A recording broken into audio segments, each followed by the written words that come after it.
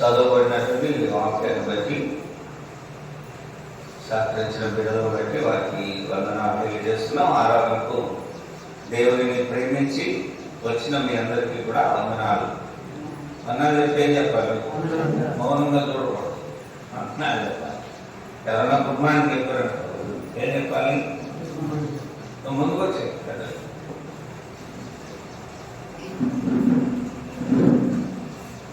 చాలా మంది పిల్లలు ఎలా కూర్చుంటారు స్కూల్స్లో. ఎవరు వాడు?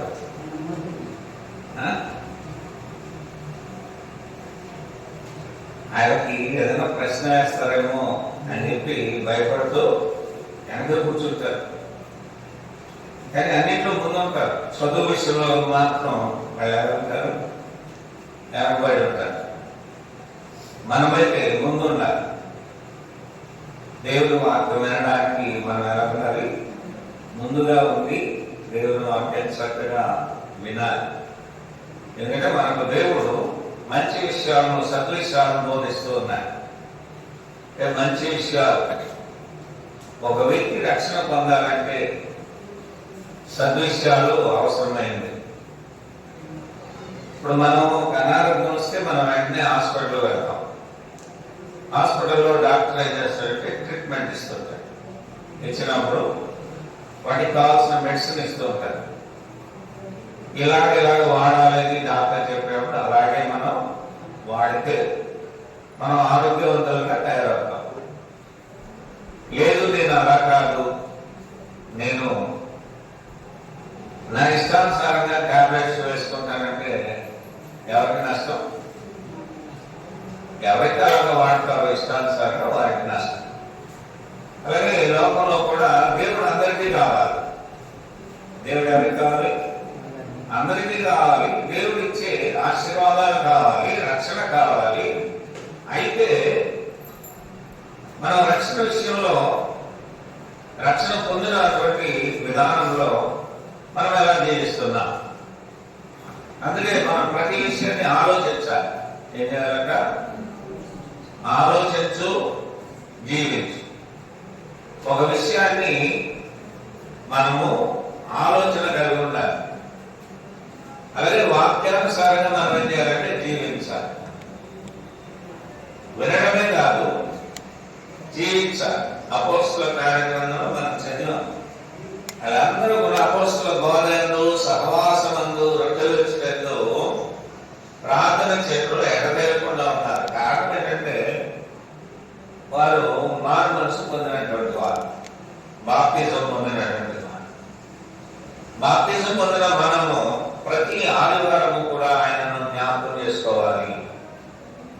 అపోస్తలుల కార్యక్రమంలో 20వ అధ్యాయము 7వ వచనంలో పౌలు చేసిన కార్యాలు, అక్కడ ఉన్నటువంటి విధానం మనం చూడగలం. అపోస్తలుల కార్యక్రమంలో 20వ అధ్యాయము 7వ వచనం, ఆదివారమున మేము రొట్టె విరుచుటకు కూడినప్పుడు పౌలు మరణాడు వెలనై ఉండి వారితో ప్రసంగించచ్చు అర్ధరాత్రి వరకు విస్తరించి మాట్లాడుచున్నాను. అంటే ఇక్కడ ఆదివారము అనేటువంటి విషయాన్ని పరిశుద్ధ గ్రంథం తెలియజేస్తుంది. వారంలో మొట్టమొదటి రోజు ఏంటంటే ఆదివారం, చివరి రోజు శనివారం. ఇక్కడ ఏంటంటే ఆదివారానికి మనకి సంబంధం ఉంది. ఆదివారము దేవుని రక్షణ పొందిన ప్రతి ఒక్కరు ఎక్కడుండాలంటే సంఘములో ఉండాలి. సంఘములో ఉండి ఏం చేయాలంటే ఈ 2వ అధ్యాయం అపోస్తలుల కార్యగ్రంథములో చెప్పబడినట్టు 42వ వచనములో అపోస్తలుల బోధయందును, సహవాసమును, రొట్టె విరుచుటందును, ప్రార్థన చేయడంలో ఎలా ఉండాలంటే ఎడతెగకుండా ఉండాలి. ఇది క్రైస్తవ జీవితం. అయితే కొన్ని విషయాలు మనం ఆలోచన చేసి ఆ రీతిగానే మనం జీవించాలి. ఎందుకంటే మనకు ఆధారం ఏంటంటే వాక్యమే. మనకు ఆధారం ఏంటి? మనకి బ్రతకాలి అంటే మనకేం కావాలంటే ఆక్సిజన్ కావాలి. క్రైస్తవుడు దేని చేత బ్రతకాలంటే వాక్యము చేత మాత్రమే బ్రతకాలి. ఒక వ్యక్తికి ఏం కావాలంటే వాక్యము చాలా ప్రధానమైనది. మొట్టమొదటి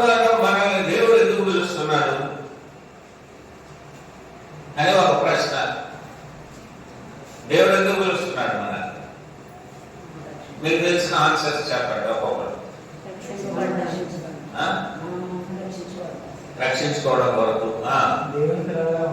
పిల్లలుగా ఉండటానికి, పాపాన్ని విడిచిపెట్టడానికి,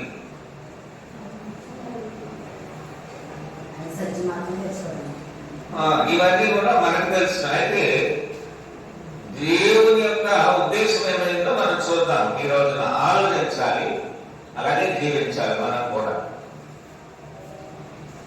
మొదటి దశలోనికలకు రాసిన పత్రిక 4వ అధ్యాయము 7వ వచనాన్ని చూస్తే, ఎందుకు దేవుడు మనల్ని పిలుస్తున్నాడు, కొన్ని విషయాలు ఆలోచన చేయాలి. ఇక్కడ పరిశుద్ధులకంటే దేవుడు మనలను పిలిచెను కానీ అపవిత్రులుగా ఉండటకు పిలువలేదు. ఆదివారం వరకే భక్తి కాదు, మనం ఎక్కడ ఉన్నా ఎలా ఉండాలని దేవుడు మనల్ని పిలుస్తున్నాడు. సంఘంలోకి పరిశుద్ధులకు. ఇప్పుడు మట్టి ఏ ప్రాంతం నుండి తెచ్చిన కుమ్మరి వాటిని తయారు చేసినప్పుడు ఒక వస్తువుగా తయారైతే అది ఉపయోగపడుతుంది. లేదా మాటికి వెళ్ళిపోతుంది అనుకోండి, పొడుమైపోతుంది, దానివల్ల ప్రయోజనము లేదు. ఇది మట్టి, అది మట్టి. అయితే మనమందరము ఎందుకొరకు పిలువబడ్డామో ఒకటి తెలుసుకోవాలి. పరిశుద్ధులకే దేవుడు మనలను పిలిచెను కానీ అపవిత్రులుగా ఉండటకు పిలువలేదు. మనం రక్షణ పొందినాము, రక్షణ పొందిన మనము పవిత్రులుగా ఉండాలి తప్ప అపవిత్రమైన కార్యాలు చేయడానికి అధికారము లేదు. ఎవరికి? బాప్తిజం పొందిన వారికి. ముంచబడిన బాప్తిజం ఎవరైతే పొందారో వారు సంఘంలో, ఈ లోకంలో, కుటుంబాల్లో ఎలా ఉండాలంటే ఇక్కడ చెప్పినట్టు పరిశుద్ధులుగానే ఉండాలి. మన దేవుడు ఎప్పుడు నిన్న, నేడు, నిరంతరము ఏకరీతిగానే ఉన్నాడు, ఒకేలా ఉన్నాడు. అవునమ్మా? అలాగే మనం కూడా పరిశుద్ధులుగానే ఉండాలి. అయితే మన జీవితాల్లో మనం ఎల్లప్పుడూ చేయవలసిందే. ఇప్పుడు పరిశుద్ధులు అవ్వడానికి మనల్ని పిలిచాడు. మనం చేయవలసిన కార్యాలు కూడా మనం చూద్దాం. మొదటి దశలోనికలకు రాసిన పత్రిక 5వ అధ్యాయము 15వ వచనం. ఎవడును కీడులకు ప్రతి కీడు ఎవరికైనా చేయకుండా చూసుకొనుడి. మీరు ఒకని ఎడల ఒకడును మనుషులందరి ఎడలను ఎల్లప్పుడూ మేలైన దానిని అనుసరించి నడుచుకొనుడి. ఎల్లప్పుడూ సంతోషముగా ఉండుడి. ఎడతెగకుండా ప్రార్థన చేయుడి అని అపోస్తలుడైన పౌలు ఆ దశలోనిక ప్రాంతంలో ఉన్నాడని క్రీస్తు ప్రభు సంఘాన్ని హెచ్చరిస్తున్నాడు. ఎలా ఉండాలంట? అందరి దీర్ఘశాంతము గలవారై ఉండాలి. కీడులకు ఎవడు ప్రతి కీడు చేయకుండా మేలే చేయాలి. మీరు ఒకరి ఎడలో ఒకడు మనుషులందరి ఎడలను మేలైన దాన్ని అనుసరించి నడుచుకో. మేలు చేయాలి. నీకు నీవే మేలు చేసుకోలేకపోతే ఇతరులకి ఏం మేలు చేస్తావు? చాలా మంది తమను తాము పాడు చేసుకుంటూ ఉంటారు.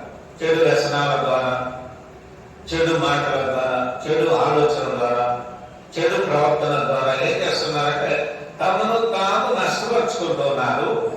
దేవుని మందిరమై ఉన్న ఈ శరీరాన్ని పాడు చేసేస్తున్నారు. అప్పుడు ఆ మందిరము దేవునికి ఇష్టమా? చెప్పండి. దేవుని మందిరం ఎలా ఉండాలి? పరిశుద్ధమై ఉండాలి. మన దేవుడు పరిశుద్ధుడు కనుక మనం కూడా ఎలా ఉండాలి? పరిశుద్ధులుగా ఉండాలి. ఆ పరిశుద్ధులు ఉండే సంఘంలో సభ్యులందరూ ఎలా ఉండాలంటే పరిశుద్ధులుగానే ఉండాలి. వారి యొక్క గుణ లక్షణాలు ఏ రీతిగా ఉండాలని అపోస్తలుడైన పౌలు తెలియజేస్తున్నాడు. అందరి ఎడల దీర్ఘశాంతము గలవారైన, కోపం రాకూడదు. దేవుని బిడ్డలకి కోపం రాకూడదు. కీడుకి ప్రతి కీడు ఎవరికి వాళ్ళు ఇలా చేస్తారు కాబట్టి నేను కూడా అలాగే చేస్తాను అనకూడదు. మూడవది ఏంటంటే ఒకరి ఒకరు మనుషులందరి ఎడలను మేలైన దాన్ని అనుసరించాలి. నాలుగవది ఎల్లప్పుడూ సంతోషంగా ఉండాలి. మీరందరూ సంతోషంగానే ఉన్నారా? ఉన్నారు. సంతోషం అంటే ప్రాముఖ్యమైన సంగతి ఏంటంటే ఎడతెగకుండా ప్రార్థన చేసుకోవాలి దేవుని బిడ్డలు. ఎందుకంటే మనం రక్షణ పొందాము. ఏమన్నా రక్షణ పొందాం. మూడవది ఏంటంటే ఏ విషయంలో విసుక్కోకుండా ఉండాలి. మూడవది మనం ఆలోచించాలి, అలాగే జీవించాలి. ఏ విషయంలో మనము విసుక్కోకుండా ఉండాలి అంటే చూద్దాం. 2వ దశలోనికులకు రాసిన పత్రిక 3వ అధ్యాయం 13వ వచనం. దశలోనికులకు రాసిన పత్రిక, సహోదరులారా మీరైతే మేలు చేయుటలో విసుగవద్దు. మేలు చేయాలి. క్రైస్తవులు ఎలా ఉండాలి? కీడు చేశాము మన క్రైస్తవులు కాదు. ఏం చేయాలంట? దేవుని పిల్లలు అనబడే వాళ్ళు భూమి మీద ఉన్నారు. ఈ భూమి మీద ఉన్న బిడ్డలందరూ కూడా ఏం చేయాలంటే మేలు చేయాలి. ఫస్ట్ నీకు నువ్వు మేలు చేసుకోవాలి, నీ కుటుంబ సభ్యులకు మేలు చేయాలి, సంఘ సభ్యులైన మేలు చేయాలి, నీ చుట్టూ ఉన్నటువంటి అనేక మంది జనాంగం పక్షంగా కూడా నువ్వు మేలుకరమైన ఆలోచనలు చేయాలి.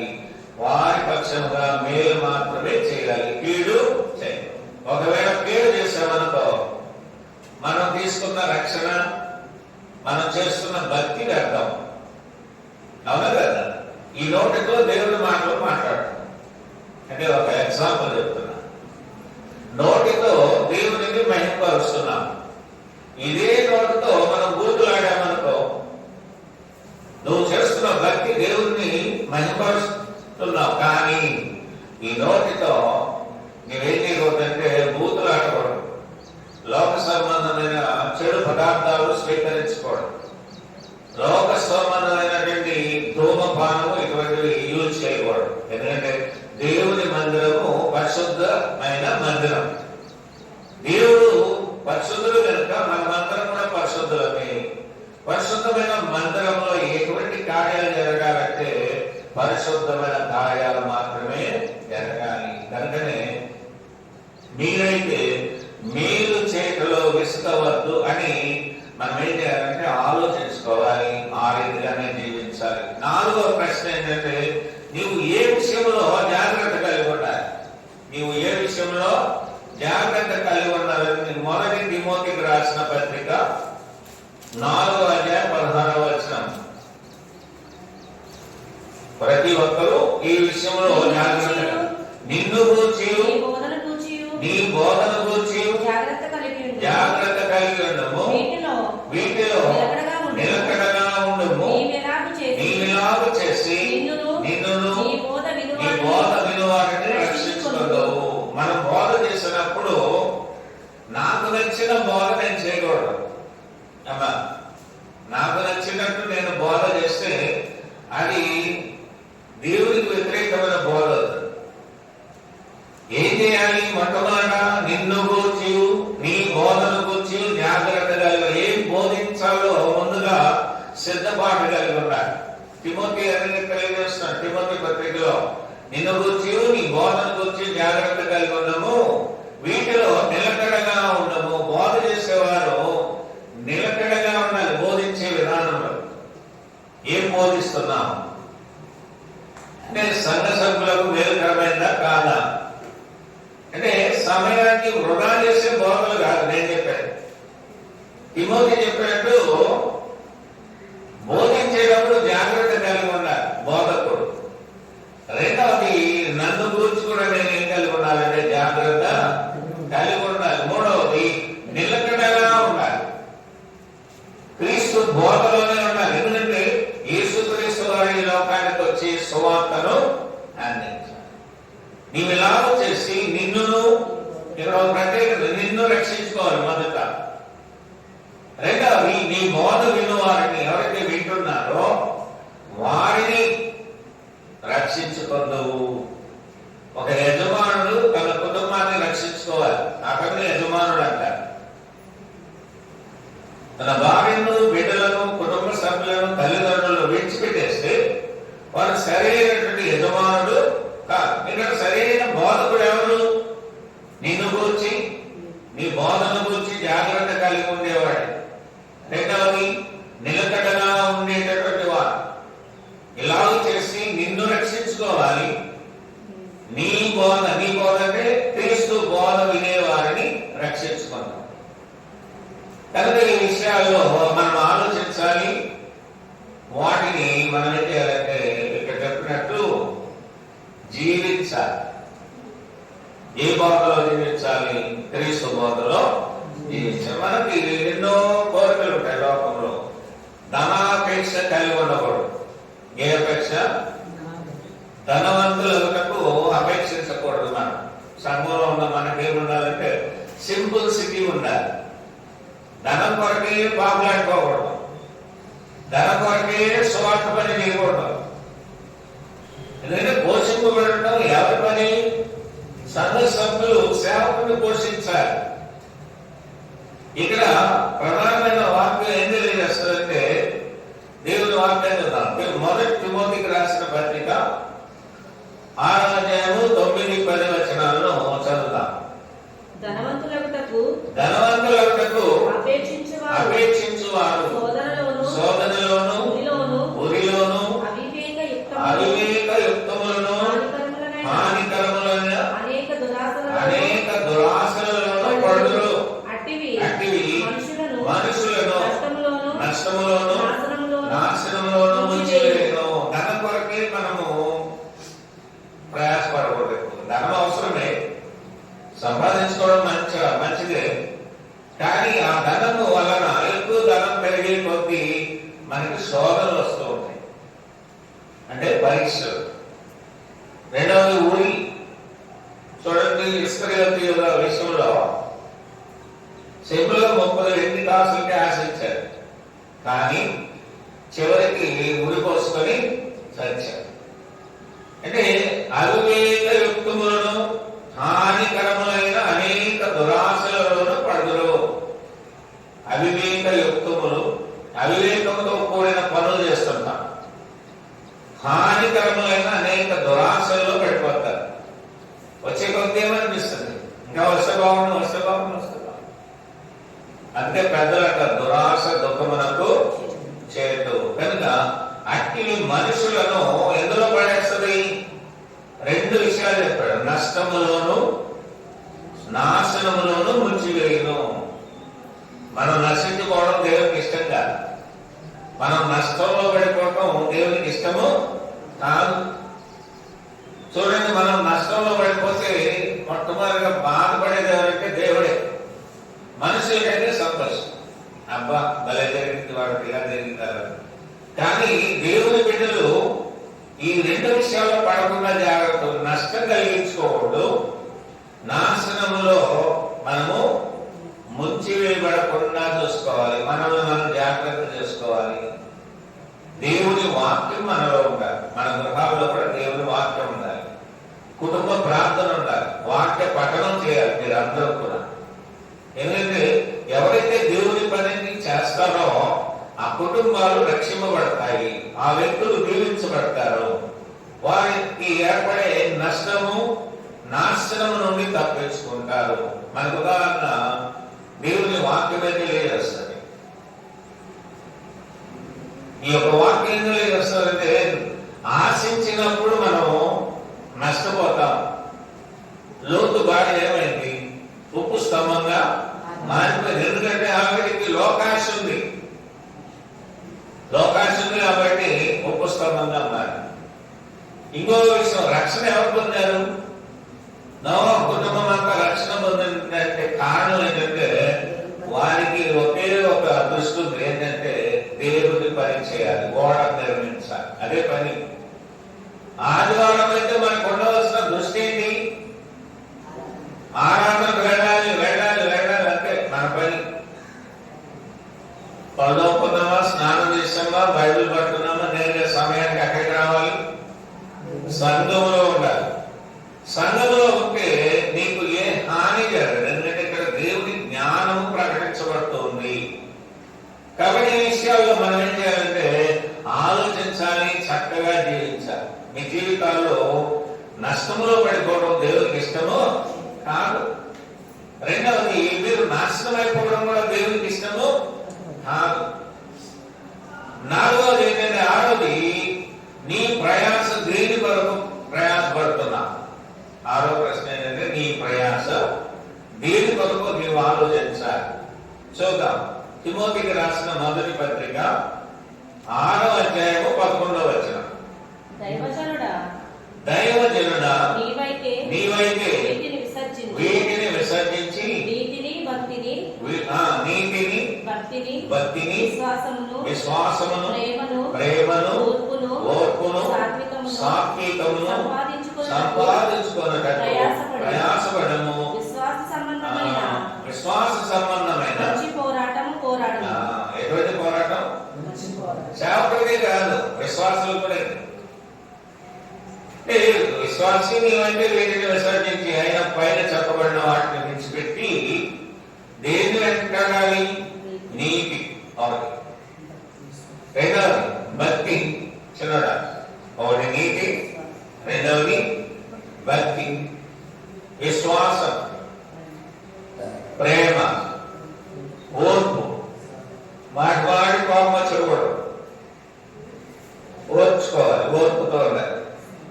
సాత్వికంగా ఉండాలి, చాలా మృదువుగా ఉండాలి. దేవుని బిడ్డ ఎలా ఉండాలి? మృదువుగా ఉండాలి. వీటిని సాత్వికమును సంపాదించుకున్నటకు ప్రయాసపడము. మనం దేని కొరకు ప్రయాసపడతాం? ఎక్కువగా వీటి కొరకు ప్రయాసపడి అలసిపోతాం, జరగలేదని బాధపడతాం. నేను అనుకున్నది జరగలేదు అని చింత పడిపోయి బెంగెట్టేసుకుంటాం. అయితే మనము దేని కొరకు ప్రయాసపడుతున్నామో ఒకసారి ఆలోచించాలి. నీతిగా ఉండటానికి ప్రయాసపడాలి, భక్తిగా ఉండటానికి ప్రయాసపడాలి, విశ్వాసము కలిగి ఉండటానికి మనం ప్రయాసపడాలి, ప్రేమను కలిగి ఉండటానికి ప్రయాసపడాలి, ఓర్పుగా ఉండటానికి ప్రయాసపడాలి, సాత్వికముగా ఉండటానికి మనం ప్రయాసపడాలి. ఇవి లేకపోతే మనము అన్నీ కోల్పోతాం. ఇంకో విషయం ఏంటంటే, తిమోతికి రాసిన 2వ పత్రిక 2వ అధ్యాయం 16వ వచనంలో మనం ఈ విషయాలను ఆలోచించాలి. భక్తిహీనులు ఎవరు? అసలు సర్వలో ఉన్నాం. భక్తిహీనులు ఎవరో కూడా మనం తెలుసుకోవాలి. చూద్దాం. అపవిత్రమైన వట్టి మాటలకు విముఖుడమై ఉండము.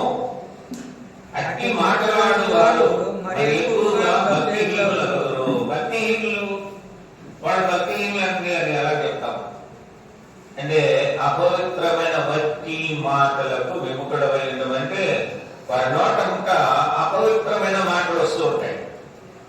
అలాగా మాట్లాడేవారే భక్తిహీనులు. అలా మాట్లాడేవారు ఎవరన్నా భక్తిహీనులు. మనం భక్తిహీనులుగా ఉండకూడదు, భక్తి గలవారుగా ఉండాలి. భక్తి గలవారి నోట మంచి మాటలు వస్తాయి. మంచి మాటలు కాక, ఉపయోగకరమైన మాటలు కాక, ఇతరులకు మేలు చేసే మాటలు కాక, వేరే వేషపూర్వకమైన మాటలు, కించపరిచే మాటలు, వ్యంగ్యమైన మాటలు, డబల్ మీనింగ్ డైలాగ్స్ వచ్చే మాటలు మాట్లాడితే వారు ఎవరంట? భక్తిహీనులు. ఈ భక్తిహీనులు కూడా ఎక్కడున్నారు? సంఘంలోనే ఉన్నారు. ఇప్పుడు మనల్ని మనం శుద్ధి చేసుకోవాలి. ఏం చేసుకోవాలమ్మా? మన ఇల్లు చెత్త చెదారంతో ఉందనుకో, ఏం చేస్తాం? దేన్ని బట్టి తుడుస్తాం? చీపురు తీసి తుడుచుకుంటాం. మన హృదయంలో అపవిత్రమైన వట్టి మాటలు ఉంటే దాన్ని బయటకు రప్పించుకున్న మనం కాపాడుకున్నాం అనుకో, మనలో ఏమున్నట్టు? వాక్యం ఉన్నట్టు. ఇది అదే చెప్తాడు.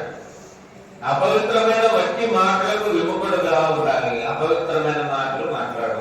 పిల్లలైనా, పెద్దలైనా, ముసలివారైనా, యవ్వనస్తులైనా, భార్య భర్తలైనా, పెద్దలైనా, అధికారులైనా ప్రతి ఒక్కరు ఎలా ఉండాలంట? వట్టి మాటలకు. అంటే వట్టి మాటలు అంటే నిష్ప్రయోజనమైన మాటలు. దానివల్ల ఎవరికి యూజ్ ఉండదు. మాట్లాడేవాడికి ఉపయోగం ఉండదు, వినేవాడికి కూడా ఉపయోగం ఉండదు. కాబట్టి అది ఏం కలుగు చేస్తుందంటే అపవిత్రమైన వాటిని కలుగు చేస్తుంది. అపవిత్రమైన మాటలు ఎన్ని మాట్లాడినా దానివల్ల ప్రయోజనం ఏమి ఉండదు. అందుకే అట్టి మాటలాడేవారు మరి ఎక్కువగా భక్తిహీనులు. వ్యక్తమైన మాటలు మాట్లాడుతూ ఉంటే వారు ఏమైపోతారంటే ఆఖరికి భక్తిహీనులుగా మిగిలిపోతారు. దేవుడికి ఇష్టమైన బిడ్డలుగా తయారవుతారు, భక్తిహీనులు అయిపోతారు. అంటే వేస్ట్. మన నోటితో ఏది మాట్లాడాలో వాటినే మాట్లాడాలి. ఎవరికి ఉపయోగమో ఉపయోగకరమైన మాటలే మనము మాట్లాడాలని ఈ విషయం ద్వారా మనం తెలుసుకోవాలి. అప్పుడు మనల్ని మనము అలాగే జీవింపజేసుకుంటూ దేవుని పిల్లలుగా మనం ముందుకెళ్తాం. మీకు అసలు మాదిరి ఎవరు? ఇవన్నీ చెప్తున్నటువంటి దేవుడు చెప్తున్న మాట ఏంటంటే, మీకు అసలు మాదిరి ఎవరు? దేవుని గ్రంథం చెప్పే మాట ఏంటి? మనుషులను చూడకూడదు, మనం నన్ను చూడకూడదు, మనం అందరూ చేసి ఒక్కరినే చూడాలి. అదే చూస్తున్నారు. చూద్దాం. మొదటి పేతురు పత్రిక 2వ అధ్యాయము 21వ వచనాన్ని పరిశీలిస్తే, క్రీస్తు కూడా మీ కొరకు బాధపడి మీరు తన అడుగు జాడల యందు నడుచుకున్నట్లు మీకు మాదిరి ఎంచిపోయాను. ఏముంచారంగా? మొదటి పేతురు పత్రిక 2వ అధ్యాయము 21వ వచనంలో మనకు మాదిరి ఎవరంటే పాస్టర్ గారు, పాస్టమ్మ గారు కాదు, వాళ్ళ కుటుంబాలు కాదు. ఎంత గొప్ప సేవకుడైనా సేవకురాలైనా సంఘంలో ఉన్న సభ్యులైనా కూడా మన దృష్టి ఎవరి మీద ఉండాలంటే క్రీస్తు మీద ఉండాలి. ఎవరి మీద ఉండాలంట? అందుకే క్రీస్తు కూడా మీకు మీ కొరకు బాధపడి. ఎవరు బాధపడ్డారు? క్రీస్తు వారే బాధపడ్డారు. అవునా కదా? అంటే ఎవరు శిలువను మోసారు? క్రీస్తు ప్రభు వారే శిలువను మోసారు. ఎవరు రక్తాన్ని చిందించారు? యేసుక్రీస్తు వారే. ఎవరు కొరడా దెబ్బలు తిన్నారు మన రక్షణ కొరకు? యేసుక్రీస్తు వారే. కాబట్టి క్రీస్తు కూడా మీ కొరకు బాధపడి మీరు తన అడుగు జాడల యందు నడుచుకున్నట్లు అంటాడు. ఎలా నడుచుకోవాలన్నా, యేసుక్రీస్తు ఏ సంగతులనైతే బోధించాడో ఆ సంగతులను మనం అనుసరించడానికి అట్లీస్ట్ పాస్ అవడానికి మనం ప్రయత్నం చేయాలి. స్కూల్కి వెళ్తుంటారు పిల్లలు. ఎన్ని మార్కులు వస్తే పాస్? 35 మార్కులు వస్తే పాస్. ఆ మార్కులు కూడా రాలేదనుకో నమ్మకపోతాడు. ఎక్కడ వెళ్తారు? అందుకని మనకు మాదిరి క్రీస్తు ప్రభు వారి కనుక ఆయన అడుగు జాడలు ఎందుకు నడుచుకోవాలి. ఆయన చెప్పిన సంగతులన్నీ మనకు మాదిరి. మాదిరి అంటే మోడల్. చాలా మంది సినిమా యాక్టర్లను మోడల్ గా తీసుకొని పాడైపోయినటువంటి వారు ఉన్నారు. ఎవరో ఏదో చేస్తే వారిని చూసి పాడైపోతున్నటువంటి వారు కూడా ఉన్నారు. వాళ్ళు అలా చేశారు కాబట్టి నేను కూడా అలాగే చేస్తానని పాడైపోయినటువంటి వారు ఉన్నారు. అయితే ఇక్కడ క్రీస్తు కూడా మీ కొరకు బాధపడి మీరు తన అడుగు జాడల యందు నడుచుకున్నట్లు మీకు మాదిరి ఎంచిపోయాను. ఏమిచ్చారంట? మాదిరి. ఇప్పుడు మన మోడల్ ఎవరు? పాస్టర్ గారు, పాస్టమ్మ గారా? ఎవరు చెప్పండి మీరందరూ? మా ఎదురండి ఆయన ఏం చేశారు తినండి అనుకోవడం. నేను కూడా మీకు లాంటివండి. అర్థమైందా? కాబట్టి మనకు మాదిరి ఎవరంటే యేసు ప్రభు వారు.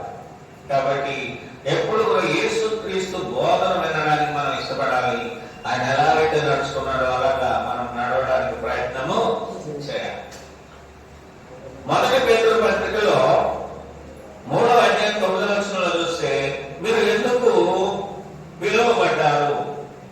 ఇక్కడ మొదటే చూసాం మనం. ఎందుకు పిలిచాడు దేవుడు? పరిశుద్ధులు అవడానికి పిలిచాడు. ఇక్కడ మరో మాట ఉంది. మొదటి పేతురు పత్రిక 3వ అధ్యాయం 9వ వచనంలో, ఆశీర్వాదమునకు వారసులవుటకు మీరు పిలువబడితిరి. ఆశీర్వాదమునకు వారసులవడానికి మీరు పిలువబడిరి గనుక కీడుకు ప్రతి కీడు ఎవరికైనాను దోషణకు ప్రతి దోషణను చేత దీవించుడి. మీరందరూ అందరినీ దీవించేవారుగా ఉండాలి. ఎలా ఉండాలంట? దీవించేవారుగా ఉండాలి. ఆశీర్వాదములకు వారసులవడానికి పిలువబడ్డారు కనుక కీడుకు ప్రతి కీడు చేయకూడదు. వాళ్ళు కీడు చేశారు కాబట్టి నేను కూడా కీడే చేస్తాను అనుకోకూడదు.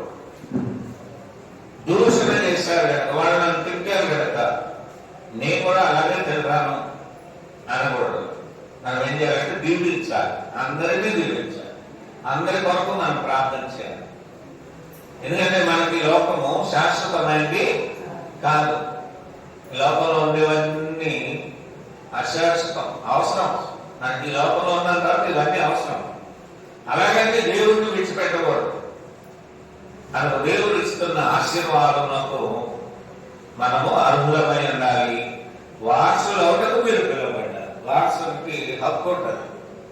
వారసులకి ఏముంటుందన్నా? హక్కు ఉంటుంది. ఆ వారసులు ఆ క్రీస్తులో ఉన్నటువంటి ఆ ప్రాపర్టీకి అంతా అర్హులు ఎవరంటే దేవుని బిడ్డలే. పరలోక రాజ్యం చేరాలంటే మనం వారసులముగా ఉండాలి. వారసత్వాన్ని సంపాదించుకోకుండా మనం ఎన్ని చేసినా ప్రయోజనము లేదు. అసలు మనం ఎవరిని మహిమపరచాలి? సంఘంలో కొందరు హైలైట్ చేస్తుంటారు, సేవకుడిని లేదా అమ్మగారిని, ఇలాంటి పెద్దలైనటువంటి వారిని హైలైట్ చేస్తుంటారు. అయితే మనం ఎవరిని మహిమపరచాలి చూద్దాం. 1 పేతురు పత్రిక 4:16 ఎవడైనను క్రైస్తవుడైనందుకు బాధ అనుభవించిన ఎడల అతడు సిగ్గుపడక ఆ పేరును బట్టి దేవుని మహిమపరచవలను. ఎవరిని మహిమపరచాలి? దేవుణ్ణి. మనం మహిమపరచుకోవడం కాదు. ఎవరైనా ఎక్కువ కానిపిస్తే వాళ్ళని మహిమపరచడం కాదు.